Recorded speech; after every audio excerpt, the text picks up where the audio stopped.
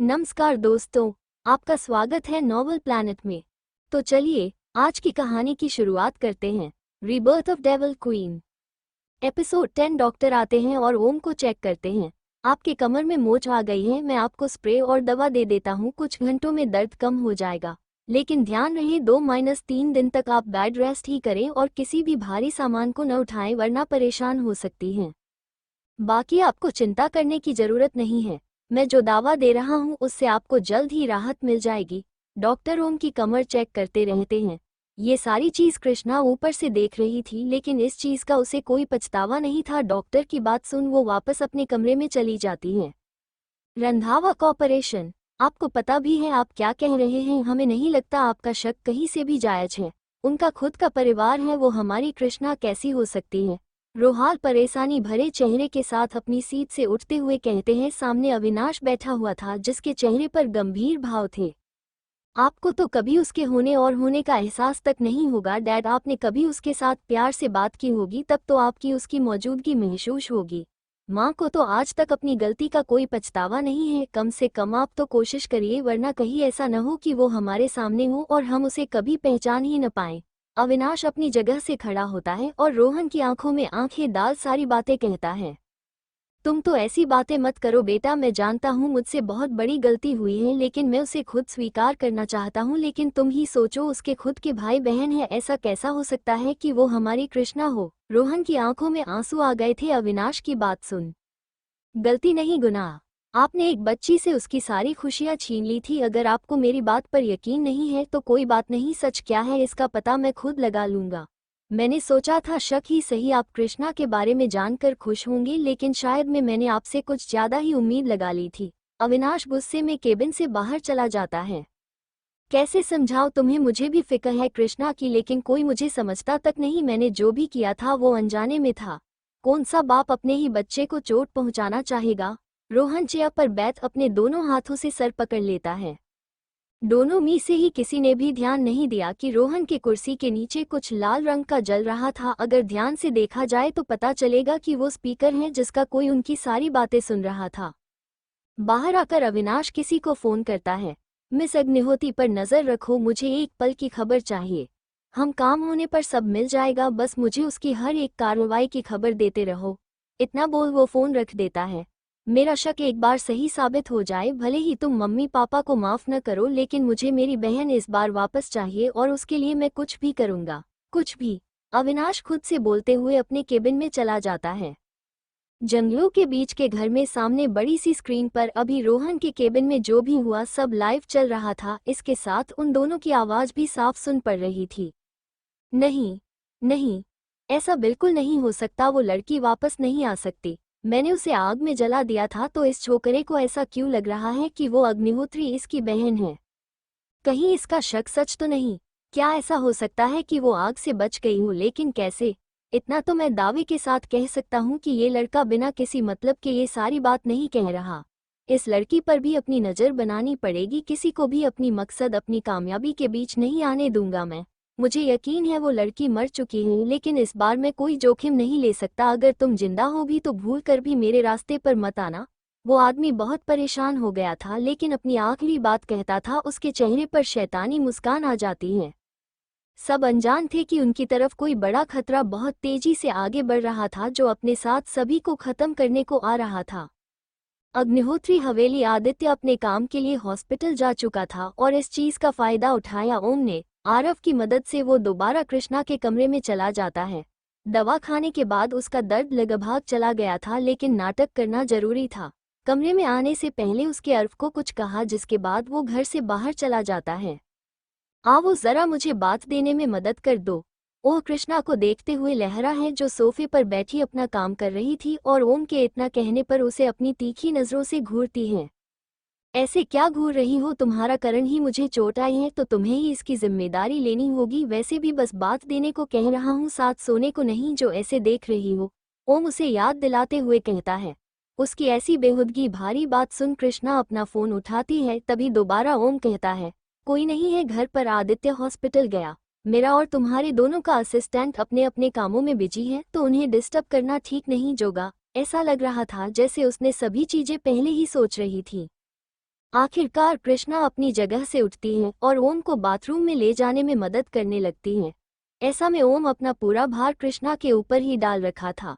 कमर में लगी है तुम्हें रीढ़ की हड्डी नहीं टूटी है जो ऐसे लुढ़क रहे हो जैसा खड़ा तक नहीं हुआ जा रहा है। शांति से सीधे चलो वरना दोबारा यही फेंक दूंगी और इस बार सच में चल नहीं पाओगे तुम। बस ऐसी चेतावनी सुन वो ठीक से खड़ा होकर उसके सहारे चलने लगता है। 10 मिनट बाद ओम अपने कमर पियार तौलिया लपेटे कृष्णा के सहारे बाहर आ रहा था। कृष्णा के भी कपड़े भीग गए थे, साथ ही उसके कान हल्के हल्के लाल हो गए थे, लेकिन ये सब चीजें उसने अपने चेहरे पर शो होने नहीं दिया। अब अपने कपड़े खुद पहन लो, ज्यादा नाटक करने की जरूरत नहीं है। दवा लिया है ना तुमने तो इतनी हिम्मत तो होगी ही कि खुद अपने कपड़े पहन सको। इतना बोल वो जल्दी से कमरे से बाहर चली जाती है। उसके कान एकदम लाल हो गए थे। अरे कम से कम कपड़े तो निकल दो, अजीब बीवी मिली है, अपने पति का एक काम तक नहीं होता है। लेकिन कोई बात नहीं, धीरे धीरे मेरे साथ रहकर सब सीख जाओगी। चलो खन्ना जी तैयार हो ले। इतना बोल वो आराम से खड़ा हो जाता है। उसे दर्द तो था लेकिन इतना नहीं कि वो थोड़ा दूर चल भी न सके। कुछ देर में वो एक ढीली टी शर्ट और लोअर पहनकर बिस्तर पर लेट जाता है। थोड़ी देर बाद कृष्णा उसके लिए शॉप लेकर आती है जिसे वो बिना ना नुकुर किए पी लेता है।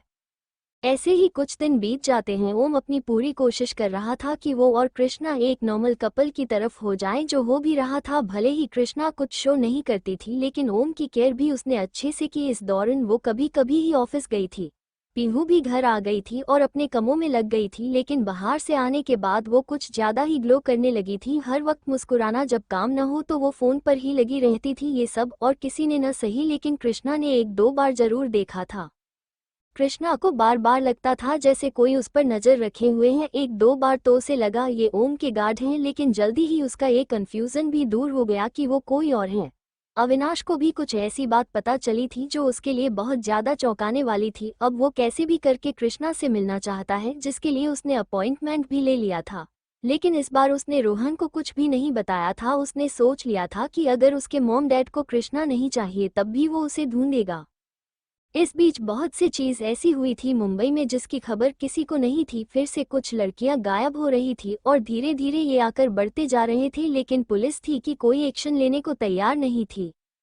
इसकी खराब ओम और कृष्णा को भी लग गई थी, लेकिन इस बार वो लोग एक कदम आगे थे। उन्होंने सारी तैयारी कर रखी थी जिससे किसी को भी कुछ पता न चला, और यही कारण था कि दोनों बहुत ज्यादा परेशान थे। अगर लड़कियां, बच्चे, लड़के इस देश से बाहर भेज दिए गए तो उनकी जिंदगी नर्क हो जाएगी और आतंकवादी लोग उन्हें भारत देश के लिए ही इस्तेमाल करेंगे।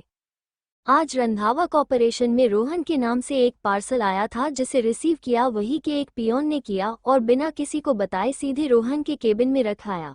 इस बारे में किसी को पता नहीं था और उसने किसी को नहीं देखा। आज रोहन अकेले के ऑफिस आए थे। कियान और अविनाश दोनों ही आज अपने अपने काम के लिए बाहर थे। जैसे ही रोहन अपने केबिन में जाकर बैठे हैं, उनके सामने वही पार्सल जो कि एक लिफाफा था रखा हुआ था। ये किसने रखा है? कुछ सोचो कि आपने पास रखा। बेल बजाते हैं तो वही चपरासी अंदर आता है। राकेश ने कहा है, और क्या तुम्हें पता है ये यहाँ किसने रखा है?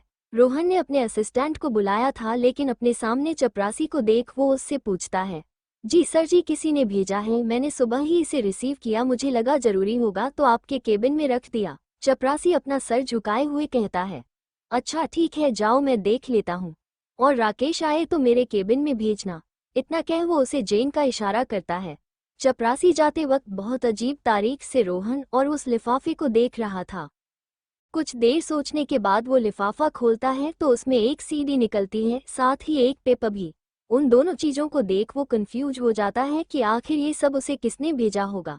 सीडी को साइड रख वो पेपर को खोलता है तो उसमें कुछ लिखा हुआ था। जैसे जैसे वो उसमें लिखी चीज को पढ़ रहा था उसके एक्सप्रेशन वैसे वैसे बदल रखे थे। आज रंधावा कॉर्पोरेशन में रोहन के नाम से एक पार्सल आया था जिसे रिसीव किया वही के एक पियोन ने किया और बिना किसी को बताए सीधे रोहन के केबिन में रखाया। इस बारे में किसी को पता नहीं था और उसने किसी को नहीं देखा। आज रोहन अकेले के ऑफिस आए थे। कियान और अविनाश दोनों ही आज अपने अपने काम के लिए बाहर थे। जैसे ही रोहन अपने केबिन में जाकर बैठे हैं, उनके सामने वही पार्सल जो कि एक लिफाफा था रखा हुआ था। ये किसने रखा है? कुछ सोचो कि आपने पास रखा। बेल बजाते हैं तो वही चपरासी अंदर आता है। राकेश ने कहा है, और क्या तुम्हें पता है ये यहाँ किसने रखा है?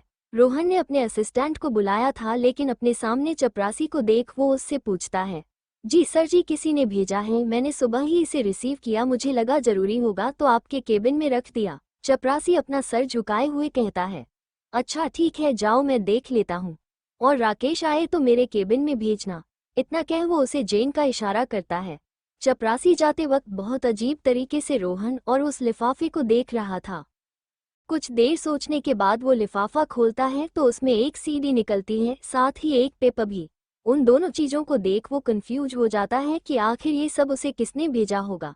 सीडी को साइड रख वो पेपर को खोलता है तो उसमें कुछ लिखा हुआ था। जैसे जैसे वो उसमें लिखी चीज को पढ़ रहा था, उसके एक्सप्रेशन वैसे वैसे बदल रखे थे। मिस्टर रंधावा, मुझे लगा नहीं था आप इतने बेवकूफ होंगे कि आप अपने ही घर में सांप पालने लगेंगे। वैसे ये शौक आपने कब से अपना लिया? यार, आप सांप पाले या लोमड़ी लूंगी, मुझे इससे कोई मतलब नहीं है, लेकिन किसी से तो है जो तुम्हारे आपने है। अपने परिवार को बचाकर रखो, नहीं तो किसी दिन खाक में घुले मिलेंगे सभी। खैर, अगर मिस्टर ओल्ड रंधावा को बचाना चाहते हो तो अच्छा होगा तुम ये वीडियो देख लो, बाकी तुम्हारी मर्जी। मैं इंतजार करूंगा कि तुम इस वीडियो को देखने के बाद क्या करते हो। तुम्हारा। उस पेपर में बस इतना ही लिखा हुआ था। रोहन बहुत कंफ्यूज हो जाता है। उसे कुछ समझ ही नहीं आया था कि आखिर ये हो क्या रहा है, कौन है ये, कोई शुभचिंतक या कोई अनजान दुश्मन। उस पेपर में तो कुछ लिखा ही नहीं था, और कौन मैसेज ईमेल के जमाने में पेपर में ये सब लिख के देगा। पहले तो उसका मन किया कि वो फेंक दे, लेकिन पेपर में लिखे चीजों को पढ़ने के बाद उसके मन में बहुत बड़ी जंग छेड़ गई थी। वो एक नज़र उस सीडी को देख वो अपने लैपटॉप में लगा लेता है, जिसके बाद कुछ वीडियो क्लिप प्ले होने लगते हैं। उसमें लगभग 5-6 क्लिप्स थी, जिनको देखने के बाद रोहन का चेहरा गुस्से से लाल हो जाता है। तभी उसमें से एक अनजान आवाज आती है जो आर्टिफिशियल थी। ज्यादा शौक होने की जरूरत नहीं है मिस्टर रंधावा, अपने तो अभी बस एक को ही जाना है, जरा ध्यान रखो आसपास, नहीं तो अपने परिवार को कहीं खो न दे। इसके बाद वो वीडियो रुक जाती है। रोहन अपने जगह से खड़ा होता है और केबिन से बाहर चला जाता है। अग्निहोत्री इंटरप्राइजेज अविनाश कृष्णा के केबिन में पिछले 15 मिनट से बैठा हुआ था। अब तो कृष्णा भी अपना काम छोड़ उसे देख रही थी और इंतजार कर रही थी कि वो कब बोलेगा। क्या सुबह सुबह टाइम पास करने के लिए मैं ही मिलूंगा आपको मिस्टर रंधावा? कृष्णा की आवाज से वो होश में आता है। नहीं नहीं, ऐसी बात नहीं है, मैं बस सोच रहा था कि वो मैं आपसे कुछ जानना चाहता हूँ, मुझे बस सच जानना है। अविनाश की जबान आज पहली बार लड़खड़ा रही थी। उसे 90% उम्मीद थी कि सामने उसकी कृष्णा है, उसकी बहन, लेकिन अगर 1% भी ये झूठ निकला तो क्या होगा, ये वो सोचना भी नहीं चाहता था। जहां तक मुझे पता है हमारी पार्टनरशिप काम खत्म होने के साथ ही खत्म हो गई है। फिर ऐसी भी क्या बात हो गई जो आपको मुझसे मिलने खुद आना पड़ गया? अपने हाथों में कलम घुमाते हुए पूछती है। मुझे इस बारे में बात नहीं करनी है, मैं बस ये चाहता हूँ कि तुम मुझे बस सच बताओ, क्या तुम ही कृष्णा रंधावा हो, मेरी बहन? अविनाश अभी भी बहुत हिचकिचा रहा था। कुछ दिनों में उसे जो कुछ भी मालूम चला उससे ये साफ था कि यही उनका कृष्णा है, लेकिन वो सच उसके मुंह से सुनना चाहता था। हाँ हाँ हाँ, कितनी अजीब फैमिली है आपकी मिस्टर रंधावा। माँ को अपनी बेटी की कोई चिंता नहीं और बेटा उसे दिलो जान लगा के ढूंढ रहा है। कहीं ऐसा न हो अपनी बहन के पास जाते जाते आप अपनी माँ बाप से ही दूर हो जाए। इसलिए टेंशन डर भगाए और घर जाए, आराम से सो जाए, यही आपके लिए अच्छा होगा। कृष्णा ने व्यंग्य करते हुए कहा कि यही कहती है, उसने सारी बातें बहुत अजीब ढंग से कही थी। तुम ही कृष्णा हो न? फिर ये सब क्यों, और तुम ऐसा क्यों कर रही हो? मम्मी पापा अपनी गलतियों के लिए शर्मिंदा हैं। अविनाश को अब पूरा विश्वास हो गया था कि यही कृष्णा है, और इस बार शायद उसने ठान लिया था कि आज बात अरे यार की होगी। शर्मिंदा? हाँ मिस्टर रंधावा, आपका समय खत्म हो गया है, अब आप जा सकते हैं, मेरा और भी काम है। इस बार कृष्णा आपने पुराना अंदाज में आ जाती है। नहीं, मैं तब तक यहाँ से नहीं जाऊंगा जब तक सच नहीं जान लूँ। आज तुम्हें सच बोलना होगा। क्यों नफरत करती हो हमसे? माँ पापा न सही, लेकिन तुमने तो दादा दादी को भी भुला दिया था, जिन्होंने तुम्हें अपनी जान से भी ज्यादा प्यार किया था। और भागी तुम थी हॉस्पिटल से। हम सब तुम्हारे होश में आने का बेसब्री से इंतजार कर रहे थे, लेकिन तुमने किसी के बारे में मैंने नहीं सोचा। माना हम सभी से गलती हुई थी, लेकिन मैं, कियान या बाकी सभी बच्चे थे। तुम तो अपने दोस्तों तक से नहीं मिली अभी तक। इतनी हृदयहीन कठोर कैसे हो सकती हो तुम कृष्णा? कैसे? अविनाश क्या बोल रहा था शायद उसे खुद पता नहीं चल रहा था। गुस्से में उसकी आवाज बहुत तेज हो गई थी। ये कोई अदालत नहीं है जो आप यहाँ दलीलें देने पहुंच गए हैं। अगर आपको कृष्ण से इतनी ही सलाह है तो ढूंढ क्यों रहे हैं? खैर मुझे इससे कोई मतलब नहीं है, ये मेरी आखिरी चेतावनी है। अपनी ये फालतू की दलीलें अपने पास रखिए और यहाँ से बाहर जाए। कृष्णा के माथे से हल्का पसीना आने लगा था, उसकी मुठियाँ कस गई थी जो कि अविनाश बिल्कुल नहीं देख पाया। इससे पहले कि कोई कुछ और बोलता, केबिन का गेट एक जोरदार आवाज के साथ खुला है और कोई तेजी से अंदर आता है, जिसे देख दोनों हैरान हो जाते हैं। अविनाश की आंखें हैरानी से बड़ी हो जाती हैं और उसके मुंह से बस इतना ही निकलता है, तुम यहाँ? नहीं, मैं तब तक यहाँ से नहीं जाऊंगा जब तक सच नहीं जान लूँ। आज तुम्हें सच बोलना होगा। क्यों नफरत करती हो हमसे? माँ पापा न सही, लेकिन तुमने तो दादा दादी को भी भुला दिया था, जिन्होंने तुम्हें अपनी जान से भी ज्यादा प्यार किया था। और भागी तुम थी हॉस्पिटल से। हम सब तुम्हारे होश में आने का बेसब्री से इंतजार कर रहे थे, लेकिन तुमने किसी के बारे में मैंने नहीं सोचा। माना हम सभी से गलती हुई थी, लेकिन मैं, कियान या बाकी सभी बच्चे थे। तुम तो अपने दोस्तों तक से नहीं मिली अभी तक। इतनी हृदयहीन कठोर कैसे हो सकती हो तुम? कृष्णा कैसे? अविनाश क्या बोल रहा था शायद उसे खुद पता नहीं चल रहा था। गुस्से में उसकी आवाज बहुत तेज हो गई थी। ये कोई अदालत नहीं है जो आप यहाँ दलीलें देने पहुँच गए हैं। अगर आपको कृष्ण से इतनी ही सलाह है तो ढूंढ क्यों रहे हैं? खैर मुझे इससे कोई मतलब नहीं है, ये मेरी आखिरी चेतावनी है। अपनी ये फालतू की दलीलें अपने पास रखिए और यहाँ से बाहर जाए। कृष्णा के माथे से हल्का पसीना आने लगा था, उसकी मुठियाँ कस गई थी जो कि अविनाश बिल्कुल नहीं देख पाया। इससे पहले कि कोई कुछ और बोलता, केबिन का गेट एक जोरदार आवाज के साथ खुलता है और कोई तेजी से अंदर आता है, जिसे देख दोनों हैरान हो जाते हैं। अविनाश की आंखें बालों से बड़ी हो जाती हैं और उसके मुंह से बस इतना ही निकलता है, तुम यहाँ? यार देख न कृष्णा, ये मिस्टर खन्ना कह रहे हैं कि तेरी शादी इनसे हो चुकी है और मैं इन्हें जीजू कहूँ। तू बता क्या ये सच है? वैसे मुझे कोई प्रॉब्लम नहीं है, लेकिन ऐसे ही किसी को तो बोल नहीं सकती, इसलिए तो मैंने सोचा तुझसे एक बार पूछ लूँ। वैसे जब मैं घर गई तो ये मुझे हमारे घर में मिले और तब इन्होंने मुझे हाँ सब बताया, तो मैं इन्हें भी अपने साथ ले आई। सही किया ना? पीहू और ओम दोनों ही एक साथ अंदर आते हैं और पीहू बिना किसी को देखे बस बोले जा रही थी। वही उसकी बात सुन अविनाश, जो ओम तो देख हैरान था, उसके ऊपर तो जैसा बम ही गिर जाता है। क्या शादी? तुम दोनों ने शादी कर ली? लेकिन कब? अविनाश चौंकाने वाला एक्सप्रेशन के साथ कहता है। वही तो मैं भी कह रही थी, तुम्हें इतनी क्या जल्दी थी कि हमें बताने तक जरूरी नहीं समझा? मैंने कितने सपने देखे थे, अब न तो मैं लहंगा पहन पाऊंगी और न जूते चुरा पाऊंगी। ये गलत किया तुमने। कृष्णा माए तुझसे बहुत नाराज। पीहू अविनाश के बात पर एग्री करते हुए कहते हैं। एक बार स्टार्ट होने पर जैसे उसको चुप कराने के लिए कोई बटन ही नहीं था। चुप, बिल्कुल चुप। मेरे ऑफिस को क्या तुम लोगों ने मछली बाजार समझ रखा है, जो बिना मेरे पूछे अंदर आ गए? अभी के अभी मेरे केबिन से बाहर जाओ। सब के सब सुना तुम लोगों ने? कृष्णा गुस्से से तेज चिल्लाते हुए कहती है, जिससे पीहू जो उसके पास खड़ी थी सीधा 4 कदम पीछे हो जाती है। ओम तो बेचारा शांति से गेट पर ही खड़ा था, वो तो अपने ऑफिस जाने वाला था, लेकिन जब पीहू घर आए यो उसने सोच क्यों न इसी बहाने वो उसके ऑफिस भी चला जाए, लेकिन यहाँ अविनाश को देख वो समझ गया कि सब गड़बड़ हो गई है। उसने कृष्णा की वो खतरनाक गुस्से से घूरती नजर को बखूबी आपने ऊपर महसूस किया था, लेकिन अब जो हो गया उस पर पछता कर क्या फायदा? लेकिन उससे बचने का तरीका हो सकता है। अगर 1 मिनट के अंदर तीनों मेरे केबिन से बाहर नहीं गए तो मुझसे बुरा कोई नहीं होगा, फिर जो तुम लोग के साथ होगा उसकी मैं जिम्मेवारी बिल्कुल नहीं लूंगी। आउट। इससे पहले कि अविनाश या कोई और कुछ भी बोलता, कृष्णा टेबल पर अपना हाथ पटकते हुए कहती है, जिसके बाद तीनों ही वहां से चले जाते हैं। लेकिन बाहर जाते ही अविनाश ओम को पकड़ लेते हैं और अपने साथ ऑफिस के बाहर ले आते हैं। अंदर गुस्से के कारण कृष्णा का चेहरा लाल हो गया था। उसके सारे प्लान पर ओम ने पानी फेर दिया था और इस गुस्से का सामना ओम कैसे करेगा ये तो वही जाने।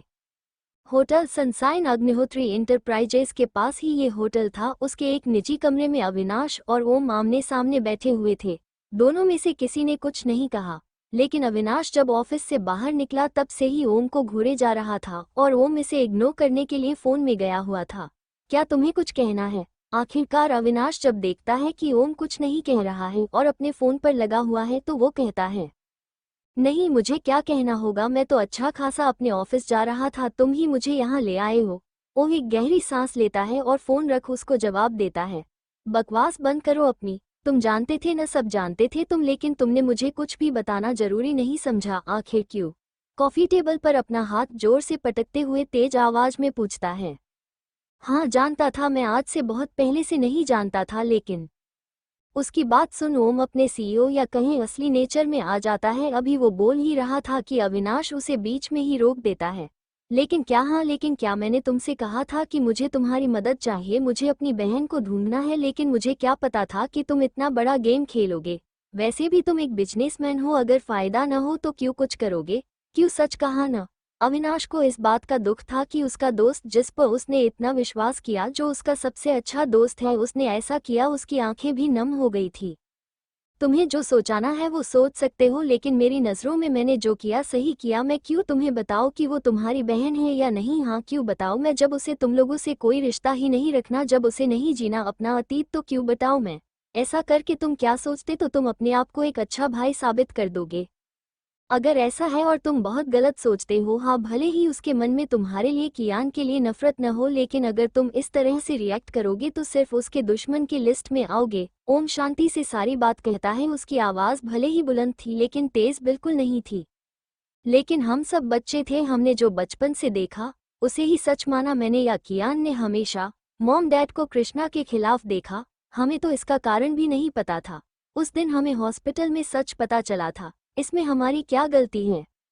मैं नहीं चाहता कि वो जबरदस्ती कुछ भी करे, लेकिन ये जो गिल्ट है न, बचपन से वो हर पल मुझे अंदर से तोड़ता है। मुझे एक बार, बस एक बार माफ़ी मांगना चाहता हूँ मैं।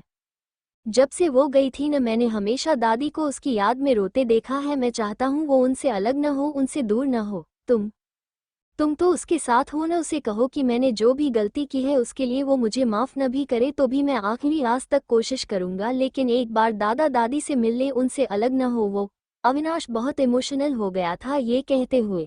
उसने देखा है अपनी माँ को, जिसने अभी भी कृष्णा से ज़्यादा कोई मतलब नहीं है। हाँ उसके पापा कृष्णा को ढूंढ रहे हैं, लेकिन सिर्फ अपने किए की माफ़ी मांगने के लिए। उसने कभी उन दोनों के मन में प्यार है ऐसा महसूस नहीं किया, लेकिन उसके दादा दादी हमेशा कृष्णा को याद करते हैं। माफ़ करना, मैं ऐसा कुछ नहीं कहना चाहता था, लेकिन मेरा यकीन कर, उसने अभी तक मुझे स्वीकार नहीं किया है, तो मैंने कैसे कहा कि उससे कुछ कहूँ? तू ही बता उसके अंदर क्या चलता है। ये वो जल्दी किसी को बताती नहीं है, लेकिन हाँ मैं इतना तुझसे वादा करता हूँ कि कृष्णा मेरे साथ रहेगी और मैं उससे इस बारे में बात जरूर करूँगा। अब शांत कर, इतनी टेंशन मत ले, तेरी शादी होने वाली है। अगर बाल पक गए तो सिया किसी और को ढूंढ लेगी। ओम अविनाश का ध्यान उस बात से हटते हुए कहता है। तू पक्का उससे बात करेगा न? प्लीज उसे कहना हम सभी को अपनी गलतियों का एहसास है। क्या वो हमें माफ नहीं कर सकती? अविनाश का दिमाग अभी भी वही था। देख अभी माई ने कहा न, वो समझेगी, तू चिंता मत कर, अपनी जिंदगी पर ध्यान दे। मुझे पक्का पता है सभी चीजों के में करण तूने सिया को बिल्कुल समय नहीं दिया होगा। देख वो तेरी हमसफर बनने वाली है, अगर तू ऐसे दूर रहेगा तो सोच उसे कितना दुख होगा। ओम कहता है। कुछ देर वहां बीतने के बाद दोनों अपने अपने रास्ते चले जाते हैं। कृष्णा का गुस्सा सोच के ओम दोबारा उसके ऑफिस जाने का सोचा भी नहीं है। हल्की अब वो ठीक हो गया था तो वो अपना ऑफिस चला जाता है। रंधावा मैंशन। एक कार तेजी से गेट के बाहर आकर रुकती है और उसमें से रोहन रंधवा गुस्से से हाल ही में बाहर आता है। इसके हाथ में अभी भी वो लिफाफा मौजूद था। सारे गार्ड भी इतने गुस्से में देख चौंक जाते हैं। रोहन लंबे कदम लेते हुए घर के अंदर आता है, जहां हॉल में अभी कोई भी मौजूद नहीं था। बुआ जी बाहर आइए, ये बाहर निकलिए बुआ जी, मैंने कहा बाहर निकलेगी अभी के अभी। रोहन बहुत तेज चिल्ला रहा था, जिस कारण घर में जितने भी लोग थे सभी निकलकर हॉल में आ जाते हैं। रोहन अभी भी रेवती जी को चिल्ला चिल्ला कर बुला रहा था। क्या हुआ रोहन, तुम ऐसे चिल्ला रहे हो? अगर रेवती से कुछ काम है तो शांति से भी बुला सकते हो, इस तरह की हरकत करने की क्या जरूरत है? रंजीत जी रोहन को डेटाते हुए कहते हैं। बात ही ऐसी है, पापा की बात शांति से हो ही नहीं सकती है। बुआ जी ने जो किया है ना, उसके बाद भी मैंने उन्हें इज्जत दे रहा हूँ, ये कोई काम बात नहीं है। रोहन रंजीत जी के तरफ मुड़ते हुए कहते हैं। इससे पहले कि रंजीत जी हाँ कोई रोहन से कुछ भी पूछता है, सीढ़ियों पर से रेवती जी और सुधा नीचे आते हुए दिखते हैं। क्या हुआ रोहन, तुम ऐसे क्यों चिल्ला रहे हो? कुछ हुआ है क्या? रेवती जी आगे आते हुए लेती हैं। ओह आइए बुआ जी आइए। आपने टीवी पर काम के बारे में क्यों नहीं सोचा एक बार, क्योंकि आपकी एक्टिंग इतनी अच्छी है कि आज तक हम भी समझ नहीं पाए। रोहन रेवती जी के सामने आते हुए कहते हैं। ये कैसी बात कर रहे हो तुम रोहन, वो बड़ी है, तुमसे आज हो क्या गया है तुम्हें जो ऐसे बेकार बातें कर रहे हो? नेहा आगे आते हुए कहती है तो रोहन को उस पर बहुत गुस्सा आता है। नेहा हटो सामने से, मुझसे इनसे बात करने हैं, शांति से एक तरफ जाकर खड़ी हो जाओ। रोहन उसे अपने सामने से हटाते हुए कहता है। क्या हुआ रोहन, बात क्या है? मुझसे कोई गलती हुई है क्या? आखिर हुआ क्या है जो तुम मुझसे इस तरह से बात कर रहे हो? नेहा रोहन को इतने गुस्से में देख हट जाती है। तब रेवती जी अपने आंखों में आंसू लाते हुए कहती हैं, आपको जानना है ना? आप सबको जानना है तो ठीक है, मैं आपको बताता हूँ कि बात क्या है। रामू, रामू, जाओ इस सीडी को टीवी में लगा कर आओ। रोहन के बुलाने पर एक आदमी दुआरते हुए आता है, आपकी सीडी लेकर सामने लगी बड़ी सी टीवी में लगा देता है। ओह, आइए बुआ जी आइए। आपने टीवी पर काम के बारे में क्यों नहीं सोचा एक बार, क्योंकि आपकी एक्टिंग इतनी अच्छी है कि आज तक हम भी समझ नहीं पाए। रोहन रेवती जी के सामने आते हुए कहते हैं, ये कैसी बात कर रहे हो तुम रोहन? वो बड़ी है, तुमसे आज हो क्या गया है तुम्हें जो ऐसे बेकार बातें कर रहे हो? नेहा आगे आते हुए कहती है तो रोहन को उस पर बहुत गुस्सा आता है। नेहा हटो सामने से, मुझसे इनसे बात करने हैं, शांति से एक तरफ जाकर खड़ी हो जाओ। रोहन उसे अपने सामने से हटाते हुए कहता है, क्या हुआ रोहन, बात क्या है? मुझसे कोई गलती हुई है क्या? आखिर हुआ क्या है जो तुम मुझसे इस तरह से बात कर रहे हो? नेहा रोहन को इतने गुस्से में देख हट जाती है। तब रेवती जी अपने आंखों में आंसू लाते हुए कहती हैं, आपको जानना है ना? आप सबको जानना है तो ठीक है, मैं आपको बताता हूँ कि बात क्या है। रामू, रामू, जाओ इस सीडी को टीवी में लगा कर आओ। रोहन के बुलाने पर एक आदमी दुआरते हुए आता है, आपकी सीडी लेकर सामने लगी बड़ी सी टीवी में लगा देता है। टीवी स्टार्ट होते ही सबसे पहले रेवती जी का चेहरा सामने आता है। उसके बाद किचन का सीन था जहां रेवती जी एक बर्थडे में से कुछ खाने में मिल रही थी और जैसे ही वहां एक नौकर आता है वो तुरंत ही वहां से निकल जाती हैं। उसके तुरंत बाद सीन बदलता है जहां वो फोन पर किसी से कह रही थी, काम हो गया है, उस खाने को खाते ही जसवंत रंधावा को कोई नहीं बचा पाएगा, तुम बस आपके वादे से पीछे मत हटना। इसके बाद तीसरा सीन आता है जहां जसवंत जी धीरे धीरे सीढ़ियों से उतर रही थी। उतने में रेवती जी पीछे आती हैं और उनको पास देती हैं। जैसे जसवंत जी आगे की तरफ गिरने लगती हैं, लेकिन जसवंत जी गिरती उससे पहले ही कोई उन्हें पकड़ लेता है। ये घर का नौकर था। उसके तुरंत बाद ही रेवती जी वही एक पिलर के पीछे छुप जाती हैं। ऐसे ऐसे कई सीन आते जा रहे थे घर वाले, यहाँ तक कि खुद की रेवती जी की आंखें फटी की फटी रह गई थी। उनके चेहरे पर डर और घबराहट साफ दिख रहा था। इसमें बस ये नहीं पता चला कि वो बात किससे कर रही थी, बाकी पूरे कारनामे सामने थे। करो फोग न बेटा, मैंने ये नहीं लिया। घबराहट के मारे उनकी हालत खराब जो गई थी, लेकिन फिर भी वो सच मानने को तैयार नहीं थी। झूठ, हाँ, झूठ की तो आप बात ही मत करिए बुझा जी, मुझे भी विश्वास नहीं था कि ये सब सच है, लेकिन मैंने खुद अपने सामने हर एक वीडियो की जांच कराई है और मेरे उम्मीद विश्वास के उलट ये सारी की सारी वीडियो पूरी सही है, एक में भी जरा सा भी एडिटिंग नहीं हुई है। अब आप सच बताएगी या मैं पुलिस को बुलाऊं? बोलिए। एक बार फिर पूरा घर रोहन के तेज आवाज से गूंज उठता है। रेवती जी अपने चेहरे पर उदासी लाते हुए रंजीत जी और जसवंत जी को देखती हैं, जो उन्हें देखते ही आपका मुंह फेर लेते हैं। उन्होंने जरा सी भी जहमत नहीं उठाई रोहन को रोकने के लिए। आखिरकार रेवती जी की आखिरी उम्मीद वो नेहा को देखती है, जो थोड़ी परेशान दिख रही थी। रेवती जी को अपने तरफ देखा पाकर वो आगे आते हुए कहती हैं, रोहन जरूर ये सब झूठ होगा, तुम बुआ जी पर ऐसा इल्जाम कैसे लगा सकते हो, वो भी सिर्फ इन वीडियो को देखकर। वो हमारी बड़ी है, उन लोगों ने कभी हमारा बुरा नहीं चाहा, फिर तुम कैसे ऐसा कह सकते हो? नेहा अभी भी उनका साथ देने से पीछे नहीं हट रही थी, लेकिन इस बार शायद उसने खुद के जोड़े पर ही कुल्हाड़ी मार ली थी ऐसा बोलकर। झूठ लग रहा है तुम्हें ये सब? ये रिपोर्ट सब झूठ है तो तुम ही बताओ ना, सच क्या है? बहुत विश्वास है तुम्हारे अंदर न, तो ठीक है, पूछो इनसे 15 साल पहले हॉस्पिटल में ये क्या करने आई थी? जैसे ही रोहन ने ये कहा सबके ऊपर जैसे बम फूट गया। सबके साथ रेवतों की को दिल्ली है, जो डर के मारे सोफे पर ही गिर गई। उन्हें तो आज ऐसा लग रहा था जैसे सामने रोहन न हो के कोई राक्षस खड़ा हो। मैंने कभी नहीं सोचा था कि अपने ही घर में मुझसे ऐसा व्यवहार होगा। आज आप लोग और बता ही दिया कि आप लोग की कोई नहीं लगती। इतने घटिया इल्जाम सुनाने से अच्छा मैं यहाँ से चली जाऊँ। चलो सुधा, अब हम एक भी पल यहाँ नहीं पड़ेंगे। सच बाहर आने या पुलिस के डर से वो यहाँ से भागेंगे का सोच रही थी, लेकिन आज रोहन उनके पीछे हाथ धोकर पड़ गया था। आपके अंदर इतना हिम्मत है तो बस इस घर से बाहर कदम रख के दिखाए। आप सोच भी नहीं सकते मैं आपके साथ क्या करूंगा, इसलिए सीधे सीधे सबके सामने सच बता दीजिए, क्योंकि इस बात का भी सबूत है मेरे पास कि उस दिन आपके कारण कृष्णा हॉस्पिटल से बाहर गई थी। रोहन ठंडे लफ्ज में कहता है तो रेवती जी जो बाहर की तरफ जा रही हैं, यही उनके कदम रुक जाते हैं। रोहन ये तुम क्या कह रहे हो? रेवती ने ये सब किया, लेकिन क्यों? मुझे कुछ समझ नहीं आ रहा है, साफ साफ कहो क्या सच है? जसवंत जी रोहन को अपनी तरफ घुमाते हुए कहते हैं। तभी रोहन अपने फोन पर कुछ ऐसा दिखाता है जो सभी के होश उड़ा देते हैं, खासकर रेवती जी के। अग्निहोत्री एंटरप्राइजेज कृष्णा अविनाश के आने से और उसके शब्दों से परेशान हो गई थी। कुछ देर काम करने के बाद अचानक ही वो अपना फोन लेकर ऑफिस से बाहर निकल जाती है। अभी शाम के 6 बजे थे तो सुफास ढलने को आया था।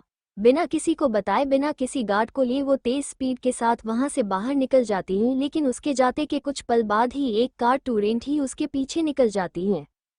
कृष्णा की कार बीच में आकर रुकती है, जहां अभी ज्यादा भीड़ नहीं थी लेकिन कुछ कपल दिख रहे थे। वो अपनी कार से टेक लगाकर खड़ी हो जाती हैं और उन लहरों को शांति से देखने लगती हैं। उसके कुछ दूर वही कार जो उसके पीछे निकली थी वो खड़ी थी। उसकी खिड़की से एक हाथ जिमे गन था, वो बाहर निकला हुआ था जिसका पॉइंट कृष्णा की तरफ था, लेकिन थोड़ी देर बाद वो हाथ अंदर चला जाता है। करीब 1 घंटे तक कृष्णा वहीं जैसी ही खड़ी रहती है। सूरज भी ढल चुका था और हल्का अंधेरा होने को आया था। वो अपनी कार में बैठी है और वहां से निकल जाती है। थोड़ी दूर जाने के बाद अचानक ही उसे महसूस होता है जैसे कोई उसका पीछा कर रहा है। आसपास कोई भी गाड़ी नहीं चल रही थी, जबकि वो कोई सुनसान रास्ते में नहीं थी। अचानक ही उसकी कार अनबैलेंस हो जाती है और अग्निहोत्री एंटरप्राइजेज कृष्णा अविनाश के आने से और उसके शब्दों से परेशान हो गई थी। कुछ देर काम करने के बाद अचानक ही वो अपना फोन लेकर ऑफिस से बाहर निकल जाती है। अभी शाम के 6 बजे थे तो सुफास ढलने को आया था। बिना किसी को बताए, बिना किसी गार्ड को लिए वो तेज स्पीड के साथ वहां से बाहर निकल जाती है, लेकिन उसके जाते के कुछ पल बाद ही एक कार टूरेंट ही उसके पीछे निकल जाती है। कृष्णा की कार बीच में आकर रुकती है, जहां अभी ज्यादा भीड़ नहीं थी लेकिन कुछ कपल दिख रहे थे। वो अपनी कार से टेक लगाकर खड़ी हो जाती है और उन लहरों को शांति से देखने लगती है। उसके कुछ दूर वही कार जो उसके पीछे निकली थी वो खड़ी थी। उसकी खिड़की से एक हाथ जिमे गन था, वो बाहर निकला हुआ था जिसका पॉइंट कृष्णा की तरफ था, लेकिन थोड़ी देर बाद वो हाथ अंदर चला जाता है। करीब 1 घंटे तक कृष्णा वहीं वैसे ही खड़ी रहती है। सूरज भी ढल चुका था और हल्का अंधेरा होने को आया था। वो अपनी कार में बैठती है और वहां से निकल जाती है। थोड़ी दूर जाने के बाद अचानक ही उसे महसूस होता है जैसे कोई उसका पीछा कर रहा है। आसपास कोई भी गाड़ी नहीं चल रही थी, जबकि वो कोई सुनसान रास्ते में नहीं थी। अचानक ही उसकी कार अनबैलेंस हो जाती है और एक जोड़ी से टकरा जाती है। टक्कर काफी तेज थी क्योंकि उसने स्पीड बता के रखा हुआ था, लेकिन उसकी कार का एयरबैग खुल जाता है। उससे उसे ज्यादा चोट नहीं आती, बस सर पर चोट लगी थी। पर जो टूरेंट एक्शन लेती है और दूसरी साइड के दरवाजे से बाहर निकल जाती है। उसके सर पर लगी चोट से खून निकल रहा था जो अब उसके चेहरे पर आ गया था। जो लोग उसका पीछा कर रहे थे वो भी टूरेंट ही अपनी कार से निकल कृष्णा के कार के पास आते हैं। वो करीब 7 लोग थे। जब वो लोग कार के पास जाते हैं तो बाहर से अंदर का कुछ भी नहीं दिख रहा था, तो वो लोग गेट खोलने का प्रयास करने लगते थे और जब वो लोग कार के पास नहीं जाते थे तो बाहर का शीशा टूट जाता था। जब वो लोग वहां से अंदर देखते थे तो उन्हें कोई भी नजर नहीं आता। ढूंढो उस लड़की को, आज सरकार को इसकी लाश चाहिए। ढूंढ, साली को यहीं कहीं होगी, भागेगी कहाँ बच के, उन्हें से एक आदमी बोलता है। उसके बोलते ही सभी इधर उधर देखने लगते हैं। वहां रोड के दोनों साइड बड़े बड़े पेड़ थे, उनको मेरे से एक के पीछे कृष्णा खादी सभी को खूंखार नजरों से देख रही थी। उसके सर से खून अभी भी निकल रहा था। उसने बंदूक को अपने हाथों में कसकर पकड़ रखा था। लगभग मौत उसके पास है, लेकिन उसके चेहरे पर डर बिल्कुल नहीं था। चारों तरफ वो गुंडे कृष्ण को ढूंढ रहे थे। एक आदमी उधर ही कृष्ण के पक्ष में आकर खड़ा हो जाता है। उसकी पीठ कृष्ण की तरफ थी। जब तक उसे एहसास होता है कि कोई उसके पीछे है या डब्ल्यूपी कुछ भी कर पता उसे पहले ही कृष्णा एक झटके से उसके गले की हड्डी तोड़ देती है और उसका काम वही तमाम हो जाता है। चिल्लाने के लिए इस्तेमाल करें या अपने आप को बचाने तक का समय नहीं मिला था, इसलिए किसी को कुछ पता नहीं चलता है। कृष्ण आराम से चलते हुए आगे जाने लगते हैं। कृष्णा खुद में ही एक सेना थी, उसके लिए इन लोग को मारना कोई मुश्किल काम नहीं था। ऐसा उसका अब उसे डेविल या क्वीन नहीं कहते। जब उसमें इतनी क्षमता है कि वो अंडरवर्ल्ड को अपने हाथ में रख सके तो ये लोग तो उनके सामने कुछ भी नहीं है। कृष्णा थोड़ी आगे जाती है तो एक और आदमी वही खड़ा था। जब उसने अपने पीछे किसी के होने का एहसास होता है तो वो अपनी बंदूक पर अपनी पकड़ कस लेता है और पीछे मुड़ गोली चला देता है, लेकिन सामने देख उसके हाथ से बंदूक छूट के गिर जाती है। ऐसा इसीलिए क्योंकि जब वो आदमी के पीछे मिडकर गन चलता है तब कृष्णा नीचे झुक जाती है। वही कृष्णा के पीछे उन गुंडों का नेता खड़ा था, तो वो गोली सीधे उसके भेजे में जाकर लगती है और वो वही ढेर हो जाता है और डर के मारे इस आदमी के हाथ से बंदूक छूट के गिर जाता है। इसी मौके का फायदा उठा कृष्णा उसे भी सर के बीच बीच गोली मार देती है। बाकी के 4 लोग वहां गोलियों की आवाज सुनते हैं लेकिन 2 लाशों के अलावा कुछ भी नहीं मिलता। साली कहा गई, देखो यहीं कहीं छुपी होगी, वो हमारे आदमी को मार रही है, छोड़ना नहीं है, पकड़ो उसे और अपना कान खोल कर रखना, एक आदमी बाकी तीनों से कहता है। लेकिन अचानक ही कोई उनके सामने आता है और वे 2 लोगों के बैकबटन पर वार करते हैं, जिससे वो वहीं निध होकर गिर जाते हैं। ये सब इतनी जल्दी हुआ कि किसी को कुछ समझ नहीं आया, यहाँ तक कि हमें आखिरी बंदे को भी। कृष्णा अपने पैर से उसकी छाती पर मारती है तो वो सीधे पीछे पेड़ से टकरा जाता है और गन छूट कर गिर जाता है। गुस्से के कारण कृष्णा उसके कॉलर को पकड़ उसके चेहरे पर मुक्कों की बरसात करने लगती है। उस आदमी को प्रतिक्रिया देने का भी मौका नहीं मिल रहा था। वो आदमी अपनी पैंट के पीछे से एक चाकू निकलता है और कृष्णा के कमर के किनारे बेरहमी से घोंप देता है। अचानक हुए इस हमले से कृष्णा संभल नहीं पाती है और 2 कदम पीछे हो जाती है। चाकू अभी भी उसके कमर के साइड में घुसा हुआ था, वहां से हल्का हल्का खून निकलकर उसके कपड़े भींगा रहा था। इसका फायदा उठाकर वो आदमी कृष्ण को एक जोरदार धक्का देता है, जिससे वो पीछे पेड़ से टकरा जाती है और वो चाकू हल्का और अंदर चला जाता है। दर्द से उसकी सिसकी निकल जाती है। वो आदमी अपने ऊपरी ध्यान न होता देख वहां से भगने लगता है। उसको भागता देख कृष्णा बिना अपने चोट की परवाह किए बिना अपने कमरे में घुपा चाकू एक ही बार में बाहर निकल लेती है, जिससे जो खून अभी तक चाकू के रहने से रुका हुआ था वो पानी की तरह बहने लगता है। कृष्णा उस चाकू को सीधा उस आदमी की तरफ फेंक कर मारती है, जो पीछे से ही उसकी गर्दन के बीचों बीच लगता है और वो वही रोड पर गिर जाता है। उसकी मौत ऑन स्पॉट हो जाती है। कृष्णा वही अपने काम के पक्ष में हाथ रखती से अध जाती है। अभी वो पूरा हाफ रही थी, ज्यादा खून बहने के कारण उसे चक्कर भी आने लगे। वो अपने घाव को देखती है जहां से लगातार खून निकल रहा था। वो कैसे भी अपना जैकेट निकालकर उस घाव पर कास के बंद देती है। उसकी आंखें पूरी लाल हो गई थी, उसके हाथ भी कांप रहे थे। कृष्णा 15 मिनट तक ऐसी ही खड़ी रहती है, उसके बाद हल्के कदमों से आगे कार की तरफ जाने लगती है। तभी वहां फोन की रिंग सुनाई देने लगती है। पूरा रोड सुनसान था तो रिंग आराम से उसके कानों तक जा रही थी। वो अपने आसपास देखती है तो उन्हें गुंडों में से एक का फोन उसके बॉडी के साइड गिरा बज रहा था।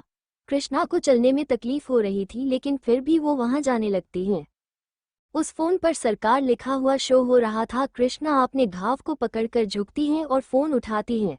काम हो गया हो तो बस्ती के साइड वाले रोड पर आ जाओ, याद रहे उस लड़की को जिंदा छोड़ने की गलती मत करना। एक बार बच गई लेकिन हर बार नहीं।